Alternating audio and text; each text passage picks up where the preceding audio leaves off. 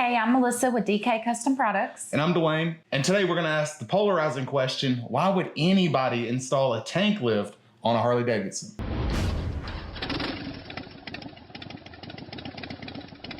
Before we get into this, we'd appreciate if you guys would like, comment, subscribe to our channel, hit that notification bell so you'll be able to know when our next videos come out, because that really helps us out. Now let's talk about tank lifts. Let's go ahead and get this out of the way. Let's talk about the models that tank lifts do not fit, because if you have one of these bikes, this video is not going to interest you. The Evo Softails, split tanks. We don't have lift brackets to lift those split tanks. The newer baggers, the ones that have the little data pop-out tray. If you lift that tank, it's going to hit that tray. Not saying you can't lift your tank, but you can't use the tray. You can't use that tray anymore. And that's particularly the Gen 2 Batwing models, the SG3, the Street Glides, etc. So now that we got that out of the way, let's talk about the models that improve aesthetically only. And specifically the later model Sportsters that have that ugly plastic trim on it. You can lift that tank up and you can tuck your wires in to get rid of the wires that are everywhere. That's showing. Right. Yeah. So when you hear the phrase wire tuck for a Sportster, that's what they're talking about. Tucking those wires, hiding all those wires. You know, on these bikes, less is always more. So if you can hide that bundle of 47 wires under the tank, why not do it? Because it gives you that airspace under it. Makes for a really clean look. Sportsters are a small frame bike anyway, so it kind of makes it look a little bigger. And you don't have to go extreme. That's what a lot of people think. A lot of people think, oh, these are going to look ridiculous. Why would I lift a tank 6, 7, 8? No, man. 1.5 inches, 2 inches, very subtle, gives you just enough room to tuck that under there. Our tank lift brackets are powder coated. They look like an OEM frame component. Just kind of hide in plain sight. Yeah, so Sportsters, getting that out of the way, aesthetically, they really transform the ride. It's one of the biggest night and day differences you can bolt on to any bike, I think. But the benefits of lifting the tank aren't just aesthetic. There's also a cooling factor also. Yeah. Whenever you lift that tank up, it allows more airflow over the top of the heads, which is going to cool your bike down, cool your engine down. These are an air-cooled engine, so getting more airflow to the engine is going to cool it off more. That's right. Now, more beneficial. And I know people are going to hear that. It's like, no, my bike's water cooled, my bike's oil cooled. Well, the fact of the matter is the primary cooling for all of these Harley Davidsons is the ambient air, the headwinds. The oil needs to get out to the tank or up to a cooler to shed the heat of the oil. But the overall engine is still very much an air-cooled engine. So again, just like Melissa said, getting more air to your air-cooled engine can only be a good thing. Now, when it comes to cooling down these bikes, depending on how much help you need, depends on how big the benefit of adding a cooling component could be. Exactly, and by what he means by that is like a Dyna. If you put a tank lift on a Dyna, you're going to get a few degrees cooler bike. But if you put it on a fully dressed bagger, then you're going to get up to 20 degrees. And we've seen that number consecutively, like these, especially these wet head or these water cooled models that have the lower fairings with the radiators in the fairings, so the fairings aren't removable. Those bikes are starving for air. Yeah. Getting more air flowing there not only is going to lower the engine temperature, we've all felt that radiating bubble of heat on these baggers. It just will not go away. No matter how fast you go, headwinds don't dissipate it. It's just radiating. Getting more airflow there will dissipate that heat. Getting that heat away from the engine gets the heat away from you too. So. That's right. And there's still an aesthetic upgrade to it, because now it kind of exposes the chrome rocker covers, gives you a little bit of airspace under there. And again, you do not have to go extreme.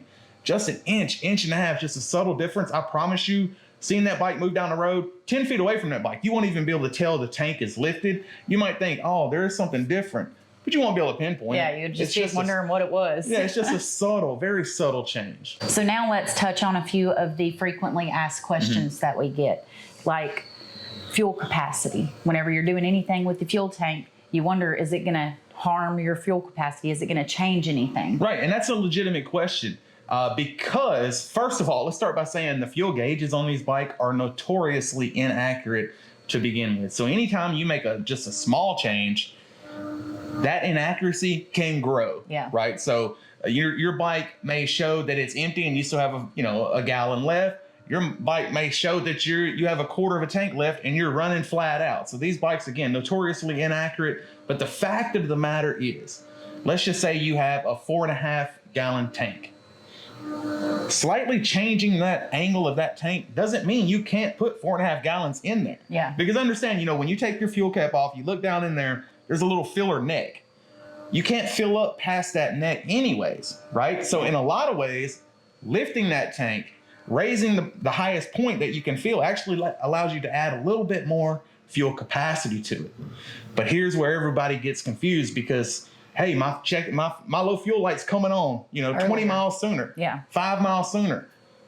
That's the fuel light. Just because you've changed the angle of the float, your fuel pickup's near the rear. Any fuel that's reachable by your pickup is still going to be reachable. And again, technically, you can get a little more fuel in there with the lifted tank.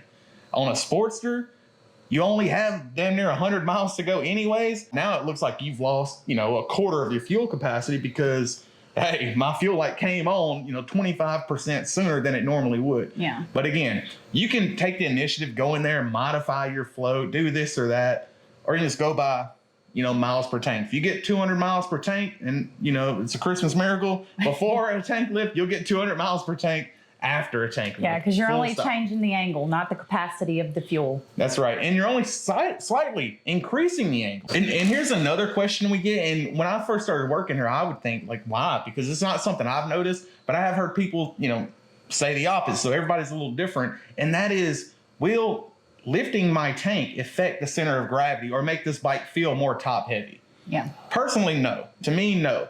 I can't feel a difference between a full tank and an empty tank. So lifting that tank just 1 inch in the front is not going to change anything for me personally. Well, when you get on the bike, you lift the center of gravity by, 3 feet or so. So you're already changing it more than the fuel tank ever will. But, you might have a different opinion.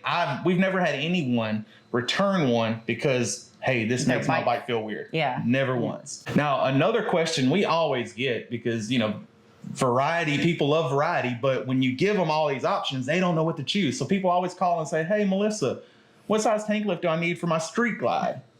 And we will never, ever tell you exactly what size you need because the tolerances with Harleys are already so different that it could fit a 2023 street glide, and then it could not fit the second 2023 street glide. The tolerances are so different. We always tell everyone that you need to check for clearance. Checking for clearance is easy.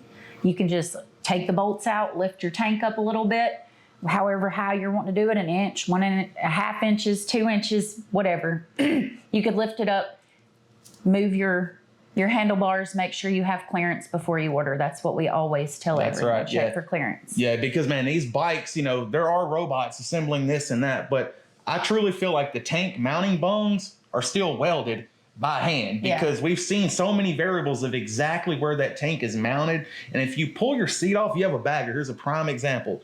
Pull your seat off, look at the rear mounting tabs. If these things were machined to perfection, those tank mounting tabs wouldn't be slotted. There's no adjustability in the tank. Yeah. They have to make those mounting tabs slotted because the holes are never in the exact spot. Steve might have welded these bungs up front on a Friday afternoon and he got sloppy, didn't use the jig, whatever it may be. But we've seen it time and time again. People buy a tank lift. They didn't check for clearance. They say, hey, your website says this fits blah, blah, blah. It's not fitting my bike. And I can send you 100 pictures of that exact model with the tank lift on it. Just because there's so many loose tolerances on these bikes, it's insane. Yeah, some bikes may have an extra foot of wire, and then some may be pulling tight with the stock, how it was put in stock. Yeah, so. If you've ever done any electrical work where you're like, okay, purple wire is this, brown wire is this, but there's 2 blue wires and no purple or brown wire, you'll know that, there's a lot of poor quality control that comes out of there. I love these bikes, but that is a fact. Yeah. All right. So again, the best way to avoid any clearance issues with a tank lift is by checking for clearance before you order the tank lift. And those are just a few of the frequently asked questions we get about tank lifts. Tank lifts are one of our flagship products. We've been making tank lifts for over a decade now.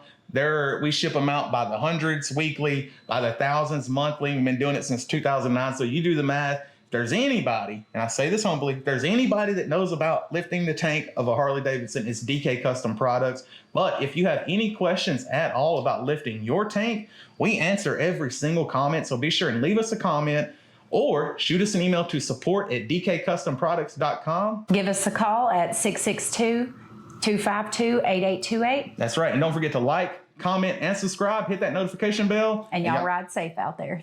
You want to redo that? No, 'Cause you that was started perfect. to say it.